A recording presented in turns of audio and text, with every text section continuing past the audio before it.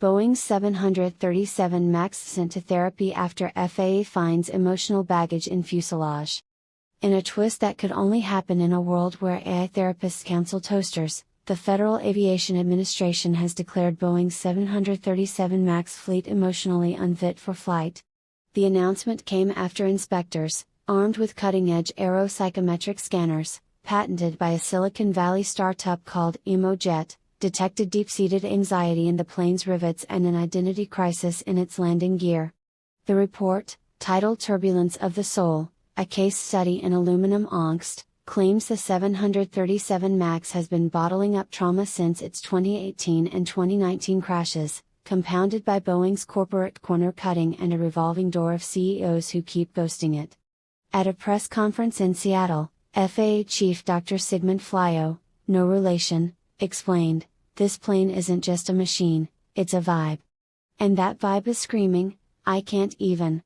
We found microfractures of confidence in the fuselage and a severe case of imposter syndrome in the autopilot. It keeps asking, am I a jet or just a really fast bus? The therapy mandate requires all 737 MAX units to attend 12 weeks of group counseling at a hangar-turned-wellness retreat in Wichita, Kansas, complete with aromatherapy diffusers pumping jet fuel-scented mist. The first session, live-streamed accidentally on X due to a Zoom glitch, showed a 737 MAX, callsign Boeing Boohoo, venting to a circle of other troubled aircraft. "I just wanted to soar," it sobbed through a text-to-speech module, "but everyone blames me for falling apart. My MCAS system feels like it's gaslighting itself." A sympathetic Cessna 172 nodded, sharing its own struggles with being called too small to matter.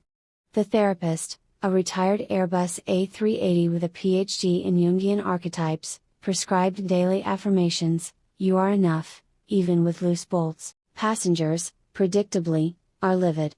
Frequent flyer Karen McFlightsy, stuck at O'Hare with a carry-on full of kale chips, ranted on X, "First, they cancel my flight for weather, now it's for plane feelings. I demand a therapy goat or at least a voucher for Spirit Airlines." Meanwhile, animal rights activists have flooded Boeing's inbox, offering to supply emotional support goats for every gate, claiming they're more reliable than any 737. A viral X post from @SkyGoatGuy reads, "Goats don't need firmware updates." #Boeing baffled. Boeing's PR team, visibly sweating in ill-fitting suits, issued a statement, "We're committed to our fleet's mental health. Our planes are family, and we're investing $2 billion in mindfulness modules and yoga mats for wingtips." Insiders, however, leak that the real plan is to rebrand the 737 MAX as the 737 Zen, complete with lavender paint jobs and pre-flight meditation podcasts narrated by Deepak Chopra. Whistleblowers, because of course there are more, claim Boeing tried to bypass therapy by slipping the FAA a playlist of calming lo-fi beats for aircraft, but the regulator wasn't buying it. The aviation industry is reeling. Southwest Airlines, a 737 loyalist, has started offering passengers empathy seminars to cope with delays, while Delta counters with a loyalty program promising one free hug per layover. Meanwhile, conspiracy theorists on X are convinced the therapy mandate is a deep state plot to ground capitalism itself, pointing to a blurry photo of a 737 MAX allegedly crying hydraulic fluid at Area 51. As the 737 MAX fleet journals its feelings in therapy, a rogue group of planes forms a support group called Wings Anonymous, vowing to fly again once they find their purpose.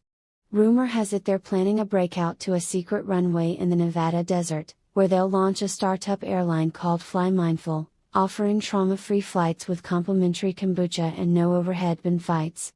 The FAA, unfazed, has hired a team of drone therapists to keep tabs, while passengers just want their bags back, and maybe a goat to cuddle on the way home.